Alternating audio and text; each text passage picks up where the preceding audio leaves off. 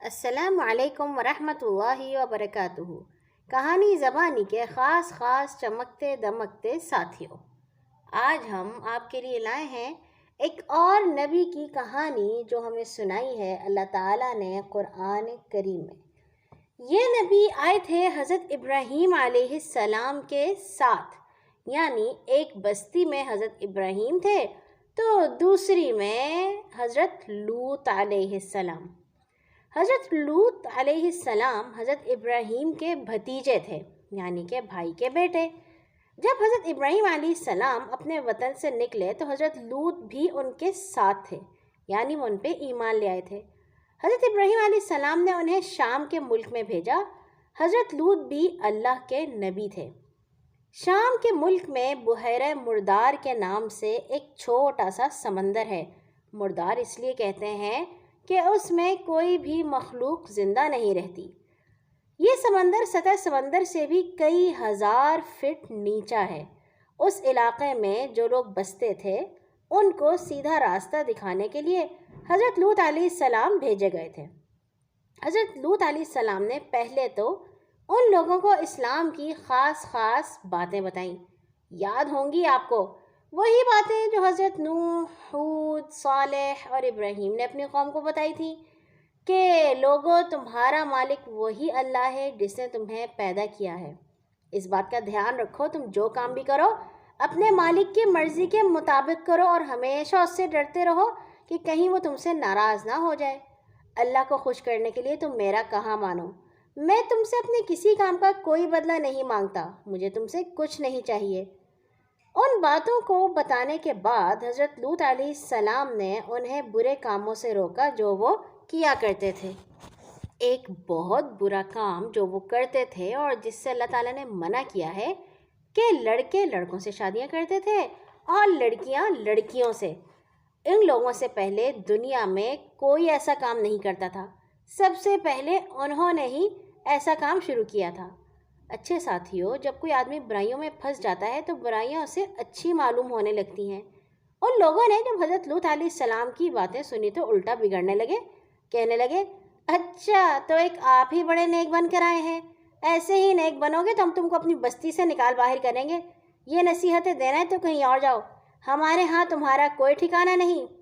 حضرت لوط علیہ السلام نے بہت سمجھایا، کھول کر بتایا کہ اللہ کو ناخوش کرنے کا نتیجہ اچھا نہیں ہوتا، وہ بہت طاقت والا ہے، اس کی پکڑ بھی بہت سخت ہوتی ہے، اس کے عذاب سے ڈرنا چاہیے۔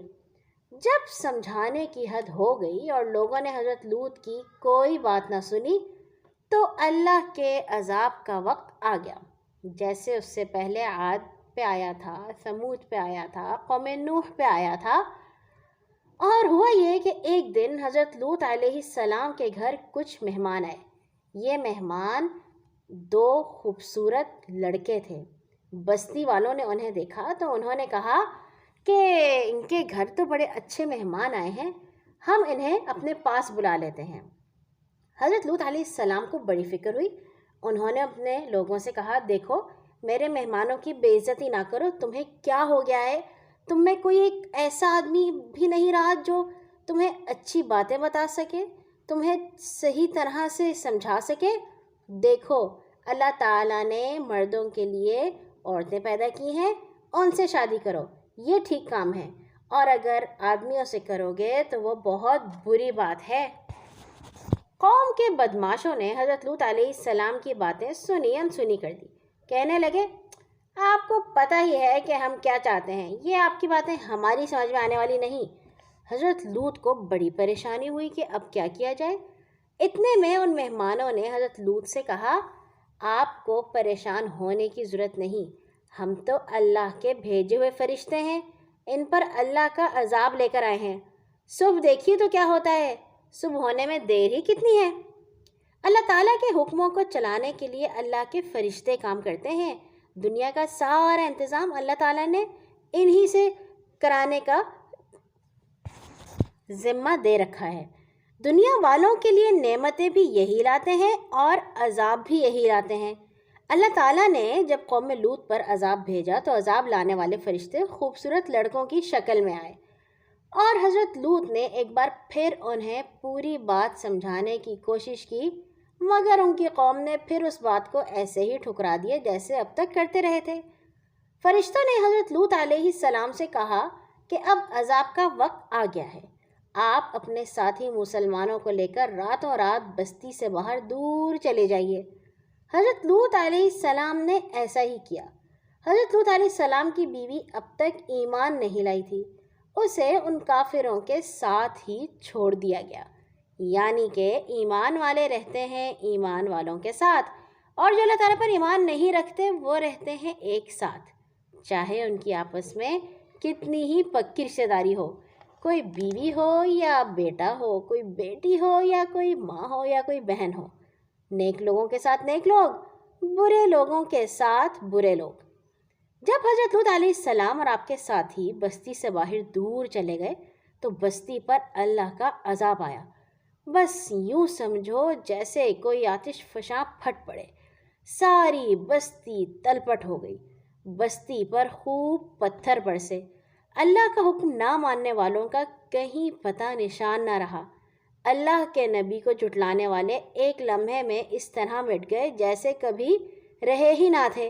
سچ ہے، اللہ کی پکڑ بہت سخت ہے، اس کے فیصلے کوئی بھی نہیں ٹال سکتا، وہ بہت قدرت والا ہے۔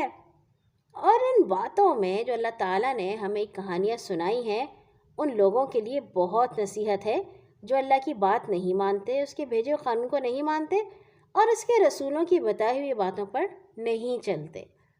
اللہ تعالیٰ نے یہ کہانیاں ہمیں اسی لیے قرآن میں سنائی ہیں تاکہ ہم انہیں پڑھ کر سمجھ سکیں کہ ہم نے کیسی زندگی گزارنی ہے، اللہ تعالیٰ کو خوش کرنے والی زندگی کیسی ہوتی ہے۔ اللہ تعالیٰ سے دعا ہے کہ ہمیں ایسی زندگی گزارنے کی توفیق عطا فرمائے، آمین۔ کل آئیں گے انشاءاللہ ایک اور نئی کہانی کے ساتھ۔ اللہ حافظ۔